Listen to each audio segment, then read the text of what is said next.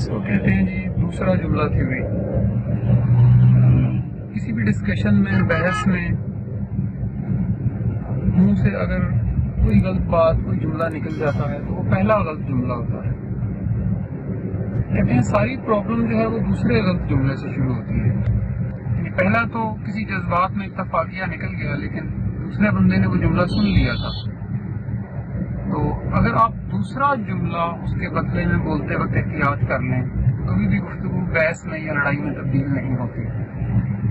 تو یہ دوسرا جملہ بڑا امپورٹنٹ ہے ڈسکشن کے اندر. دوسرا غلط جملہ، اگر آپ اس دوسرے جملے کو ہینڈل کر سکتے ہیں تو آپ کسی بھی سچویشن کو ہینڈل کر سکتے ہیں، تھیوری یہ کہتی ہے. اس کی ایک ایگزامپل، مولانا مودودی کو ایک دفعہ عدالت میں گواہی دینے کے لیے بلایا گیا. کسی اور مولوی صاحب پہ مقدمہ تھا، تو مولانا مودودی کی گواہی کی وجہ سے وہ مقدمہ کسی دوسرے مولوی صاحب کے خلاف چلا گیا.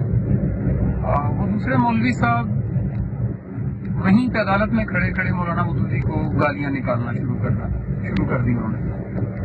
مولانا مودودی سنتے رہے، 1 2 4 10 20 بہت زیادہ گالیاں نکالی. تو ایک شاگرد نے جا کے مولانا مودودی سے کہا کہ حضرت اگر آپ اجازت دیں تو میں اس کو جواب دینا چاہتا ہوں.